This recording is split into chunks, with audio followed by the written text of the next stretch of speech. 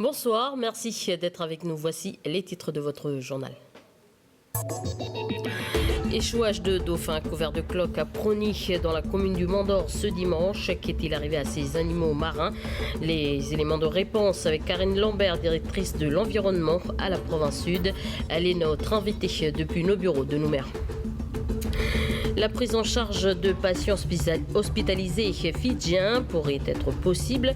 Voici l'une des propositions abordées lors de la mission économique à Fidji. Le point dans quelques instants. Une nouvelle formation pour être mécanicien aéronautique a vu le jour au pays. Cette semaine, nous suivons la toute première promotion. Première étape, comment utiliser les outils pour réparer un avion? Réponse dans le feuilleton de la semaine. Mais avant de développer ces titres, suite à la découverte du corps de la jeune femme de 19 ans dans la commune du Mont-d'Or, l'autopsie a révélé de nombreuses plaies et fractures au niveau de la tête, ainsi que des signes d'une strangulation. Le compagnon de la victime, arrêté à Lifou, a reconnu partiellement les faits, évoquant une volonté commune de se suicider. Lors de sa localisation le 9 août dernier, le mis en cause portait à lui-même plusieurs coups de couteau, contraignant les militaires à faire usage de leur pistolet à impulsion électrique pour l'immobiliser. Après une intervention chirurgicale, il a été mis en examen du chef de meurtre par conjoint ou concubin, puis en détention provisoire dans une chambre carcérale de l'hôpital avant de rejoindre le camp S. Le compagnon encourt la réclusion criminelle à perpétuité. Et pour lutter contre le féminicide, le collectif des femmes en colère organise une manifestation devant le Congrès ce jeudi. Une délégation sera reçue par Isabelle Chamorro et Valentine Orisuke, membres du gouvernement de la condition féminine. Ce jour même se tiendra le discours de politique générale de Thierry Santa, président du gouvernement. Regardez ces tristes images. Ces dauphins ont été retrouvés morts à la baie de Prony ce dimanche. Deux d'entre eux ont été sauvés et relâchés au large. Des prélèvements ont été effectués sur les animaux marins. Pourquoi ces animaux se trouvaient là? Pour répondre à nos questions ce soir, Karine Lambert, directrice de l'environnement à la province sud. Bonsoir. Alors, des prélèvements ont été effectués. Alors, quels sont les résultats de l'autopsie? Alors aujourd'hui, on a effectivement fait des prélèvements, mais on n'en est pas encore au stade des résultats.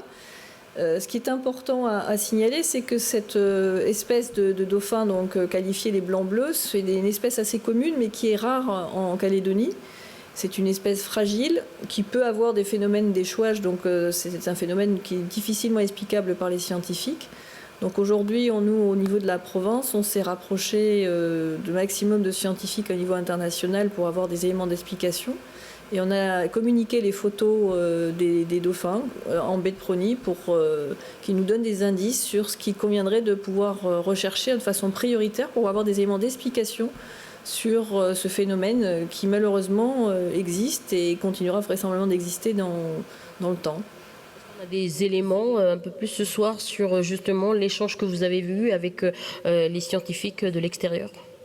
Aujourd'hui, on a des échanges qui nous laissent penser que, bon, déjà, il y a eu de longues discussions sur les réseaux incriminant potentiellement une pollution chimique. Aujourd'hui, du fait qu'il n'y ait qu'une seule espèce qui soit incriminée, qui soit potentiellement touchée, qu'il n'y ait un ou deux dauphins qui présentaient des lésions sur la peau, nous laisse penser que le sujet de la pollution est à écarter, d'autant que de toute la journée, depuis dimanche, la présence des scientifiques de l'IRD, des gardes nature sur site qui sont présents du fait de l'observation des baleines n'ont signalé aucun autre phénomène. Donc aujourd'hui, on est plutôt sur une recherche d'explications liées à la fragilité de cette espèce.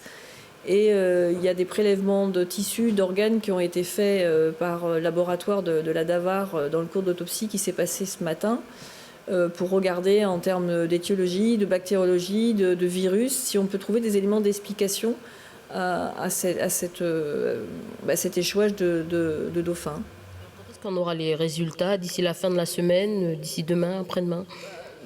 demain, on aura des premiers comptes rendus du vétérinaire qui nous permettra de comprendre déjà les premiers constats visuels qu'elle a pu faire. Ensuite, il y aura le temps des analyses et selon la nature des analyses, ça peut être plus ou moins long. Donc effectivement, il faut se laisser un petit peu de temps avant de pouvoir donner des éléments formels. Puis je me permets d'insister sur le fait que dans bien des cas, on a des mammifères qui s'échouent et on a du mal à avoir des éléments d'explication, en tout cas, qui semblent rationnels pour un être humain. Donc c'est des choses qui arrivent pour lesquelles on n'a pas toujours d'explication. C'est un phénomène qui se répète apparemment, puisque aujourd'hui il y a un requin-marteau mesurant environ 1,5 m a été retrouvé mort à la Côte Blanche à Nouméa. Vous confirmez l'information? Qu'est-ce qui s'est passé exactement? Oui, je confirme l'information selon laquelle on nous a communiqué cette même information, donc je ne l'ai pas personnellement visualisée, mais on nous a confirmé cette information. C'est pas la première fois qu'il y a ce type d'espèce sur la Côte Blanche. C'est un phénomène, pour l'instant, on n'a pas encore là aussi d'éléments d'explication, parce que j'ai eu l'information à peu près 40 minutes avant de venir sur votre plateau, donc j'ai pas tous les éléments d'explication sur ce phénomène, mais on est quand même sur des choses qui sont géographiquement éloignées et sur des phénomènes qui seront différents. Il y a un impact sur notre biodiversité. L'impact sur la biodiversité, c'est toujours un moment émouvant parce que on a toujours une relation aux dauphins qui est importante. Aujourd'hui, par rapport au nombre de dauphins qui étaient présents et qui étaient signalés la veille en baie de Prony, ça fait effectivement un impact important, mais ça ne va pas mettre en danger de façon significative cette espèce. Cet échouage a un impact, bien sûr, c'est regrettable. Par contre, il ne met pas en danger l'espèce, en tout cas, pas à ce niveau-là. On en est à 9 spécimens qui se sont échoués. Merci Karine Lambert d'avoir accepté notre invitation ce soir. Merci.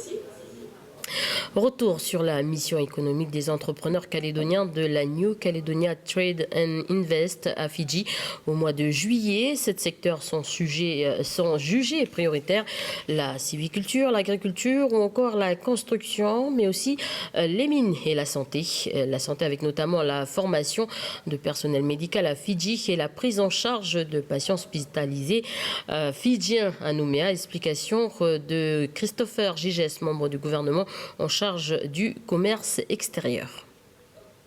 On a vu dans le secteur de la santé qu'il y avait des vraies perspectives d'accord, notamment avec les discussions qu'on a pu avoir avec le ministre de la Santé fidjien. Mais on a aussi des possibilités dans le secteur de la mine où il y a une vrai souhait du gouvernement fidjien d'être accompagné dans la réalisation d'un code minier beaucoup plus durable et avec une expérience de la Nouvelle-Calédonie dans ce domaine qui n'est plus approuvée. On a invité une délégation fidjienne à se rendre en Nouvelle-Calédonie. Justement, des accords commerciaux, ça se fait en réciprocité, c'est-à-dire que ça ne peut pas se faire dans un sens. Donc on attend avec impatience une délégation fidjienne en Nouvelle-Calédonie pour établir justement un vrai accord économique avec cette île qui est notre voisin assez proche du Pacifique, où on pourrait tisser des liens également, notamment au niveau du tourisme. On voit que Fidji est un hub aérien au niveau du Pacifique. Je pense qu'on a des exemples à prendre là-dedans. Voilà une coopération régionale déjà engagée entre les pays du Pacifique avec l'adoption du plan Pacifique il y a 14 ans. Un plan pour impulser les pays de notre région considérés comme isolés et tributaires des anciennes puissances coloniales. Je vous propose quelques exemples de coopération entre les pays du Pacifique avec Prosper Poigou.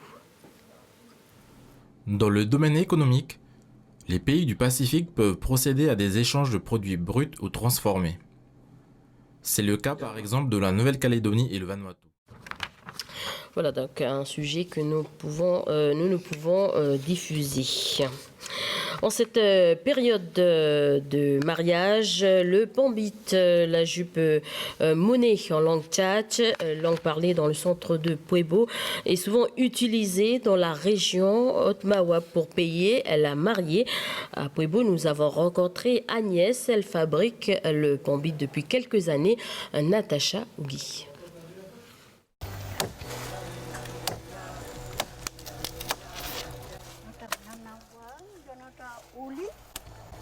Yo no ta uli, yo no dio, mano pole pa avenini de polan. Ta, no pota rossi, no pona inyat. Inyata rasi. Uli nengambe ano kono uli nengambe ano kono keman munjuan. Pak Arvin ini ya. Pak Arvin ini ya. Tionia.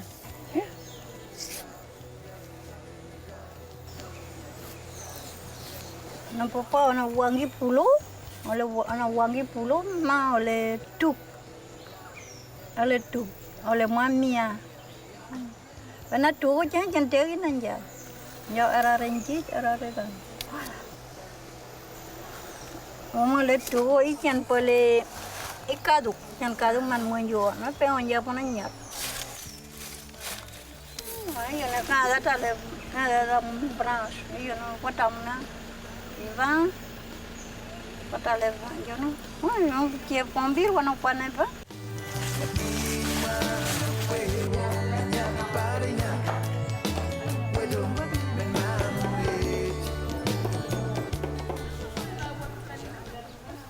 No kali, jono aleni minau. Maka menopai.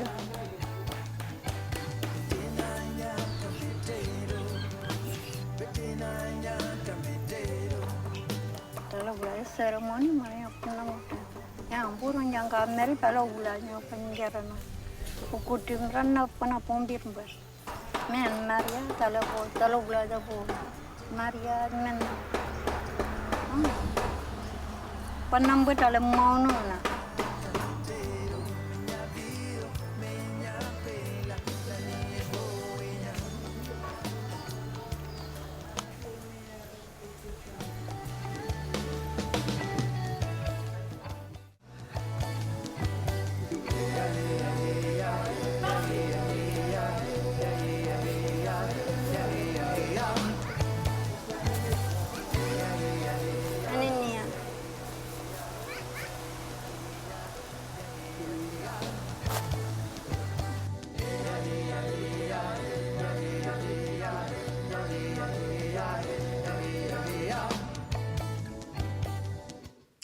Passons à notre feuilleton. Une nouvelle formation pour être mécanicien aéronautique a vu le jour au pays. Cette semaine, nous suivons la toute première promotion. À terme, 18 personnes seront formées et embauchées dans le secteur en Nouvelle-Calédonie. Première étape, comment utiliser les outils pour réparer un avion. Le reportage d'Alexandre Sigora.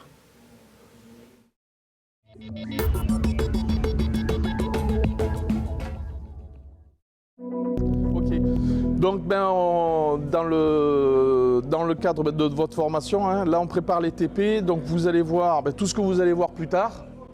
Un atelier graissage, d'accord, donc le graissage, tout ce qui va être train d'atterrissage, tu finis de me positionner le troisième atelier graisseur. Ici c'était Mathieu avec Maxence, là vous me repercez. Dans un avion, tu n'auras pas toujours les trous qui tombent au bon endroit. Alors aujourd'hui, on est sur les plateaux techniques maintenance avec nos stagiaires pour apprendre comment on se sert d'un outil pour réparer un avion. Donc là, ça va être toutes les techniques de base, les procédures. Alors on revoit tout, pourquoi? Parce que nos stagiaires, ils n'ont pas tous le même niveau.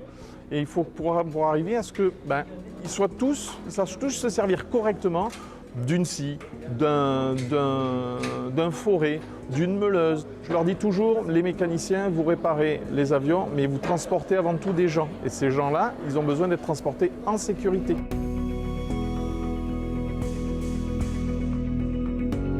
Moi, j'ai jamais fait de mécanique, alors avec Air Formation, on a repris toutes les bases. Là, ce qu'on a fait, on a rifté, on a plié, on a coupé les tôles en fonction des patrons qu'on avait. C'est là où le vent va frapper. Là, c'est le vent, il va s'évacuer par ici, ce bord de fil. Donc sur l'avion, grosso modo, il sera sur la queue, pardon, et puis il sera là. Et puis il sert pour l'équilibre de l'avion, pour qu'il puisse se diriger dans l'espace. Là, tu pourrais très bien travailler sur une aile d'avion, tu vois l'aile, d'accord? Poser un nouveau renfort sur l'aile, d'accord? Et donc tu reçois des plans, il faut dessiner un truc en alu. On est sur du travail minutieux, précis, axé sur la sécurité, mais dans l'échange avec le formateur, parce qu'ils vont être amenés à travailler essentiellement en équipe. Donc c'est super important, alors qu'on est dans la base, dans les règles de l'art, qu'on apporte cet échange, qu'on leur inculque ce savoir-être à posséder lorsqu'on va travailler dans les compagnies, en entreprise.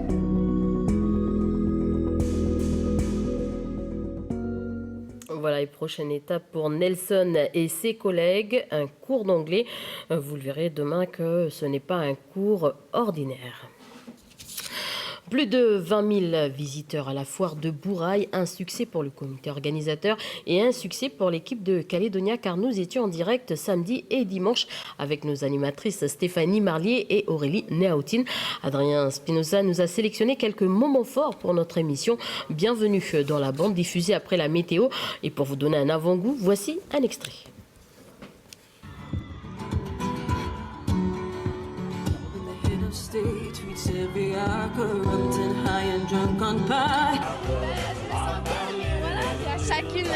Chaque personne a sa personnalité et j'ai réussi à convaincre le jury. Je suis contente. Et maman, elle a les larmes aux yeux. On ne sait pas qui c'est qui est la plus heureuse, la plus émue. On ne sait pas si c'est la fille ou la maman. Numéro 27, Mia, qui est une vache suitée de la race Sénépole, donc qui est suivie de son veau Paradis, qui nous vient de l'élevage Agricole Balande et qui est notre super championne de cette foire de Bourail 2019. Je t'invite, pour cette épreuve, je ramène du talc. Ok? Ok. Donc un pouce. Alors monsieur? Ah non, là franchement c'est... André. Bon, ok, là on va passer vers le carré de rodeo. Super. Ok? Qui devrait être en train de commencer actuellement.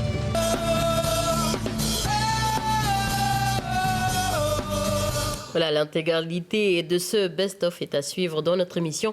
Bienvenue dans la bande, juste après la météo. C'est la fin de ce journal. Merci de votre attention. Je vous souhaite une très bonne soirée en notre compagnie.